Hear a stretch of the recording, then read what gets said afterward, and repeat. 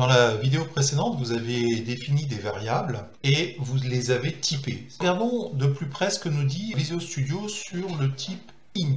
Il nous dit que c'est une structure de type system.int32. Représente un entier signé sur 32 bits. Vous avez la correspondance entre le type de données C#, int, et le type de données .NET. Autrement dit, int représente le type de données system.int32 dans le framework .NET. Tous les langages du framework .NET, dès qu'ils veulent manipuler quelque chose qui ressemble à notre int à nous, utilisent la structure system.int32. Je peux remplacer ce int par system.int32.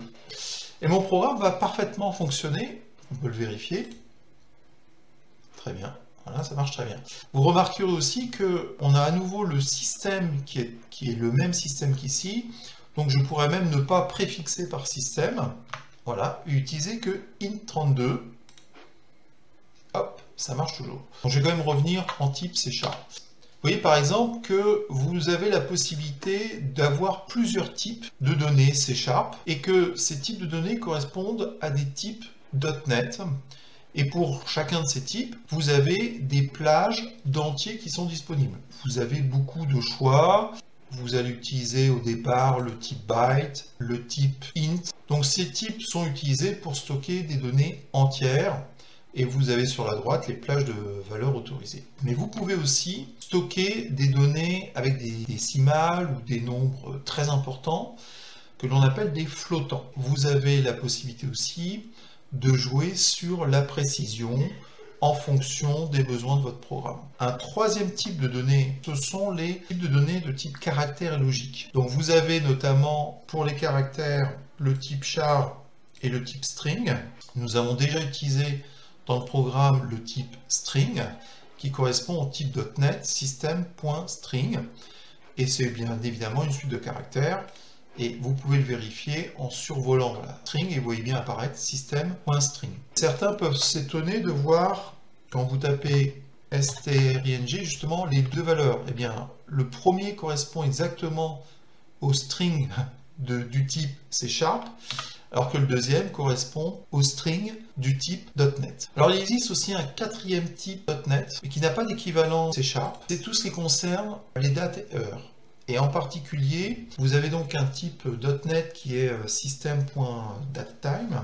Donc vous définissez une variable que j'ai appelée maintenant, se voit affecter la date et l'heure courante, et la ligne qui est dessous affiche simplement le résultat. Je vais simplifier un petit peu, voilà, et je vais enlever des messages qui sont plus nécessaires pour l'instant. Maintenant, je voudrais convertir une variable de type numérique, de type int, dans une variable de type string, c'est-à-dire dans une chaîne de caractères.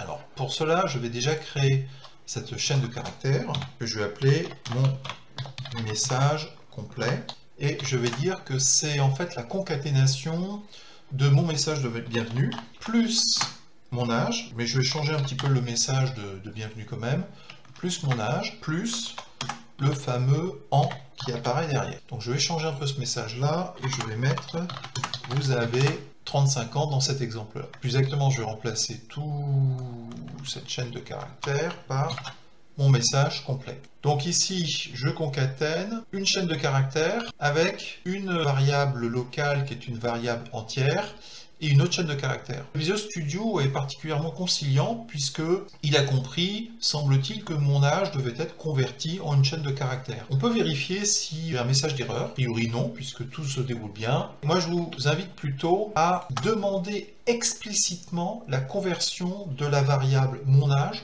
en une variable de type string. Il existe une méthode qui permet de transformer une variable de type numérique en une variable de type chaîne de caractères, plus précisément string. Si ça vous paraît un peu étrange de pouvoir appliquer une méthode, notamment la méthode toString, voilà, je vais le faire, j'applique la méthode toString à une variable, il faut comprendre que la variable est elle-même issue, on l'a vu il y a quelques instants, d'un type .NET qui s'appelle system.int32.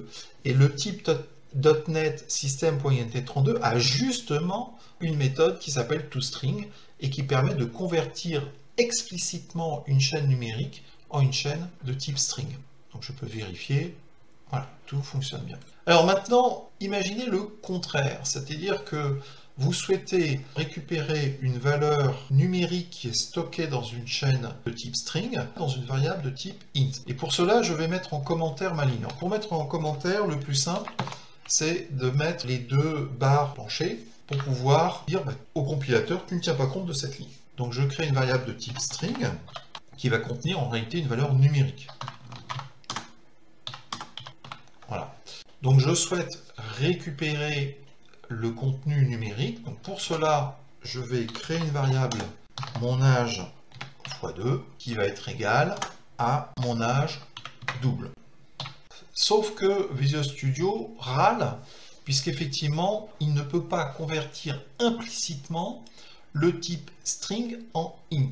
Donc pour cela, il faut utiliser une méthode qui est la méthode parse. Et cette méthode va tout simplement extraire le contenu de la variable de type string dans cette variable de type entier. Et ensuite, il ne me reste plus qu'à utiliser cette valeur-là pour dire, par exemple, votre âge est, et je concatène le résultat. Ça va fonctionner, mais il serait quand même préférable d'appliquer la méthode toString. On va d'ailleurs le prouver en utilisant une autre variable que je vais appeler mon âge num, qui va être tout simplement égal à mon âge 2 divisé par 2. Voilà, tout ça c'est pour montrer qu'on ne triche pas, que la valeur qui se trouve dans mon âge num est bien une valeur numérique.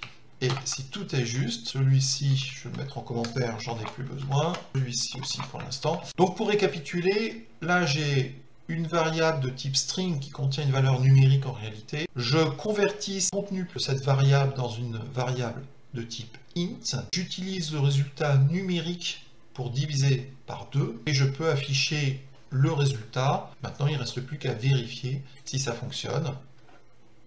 Et ça fonctionne bien.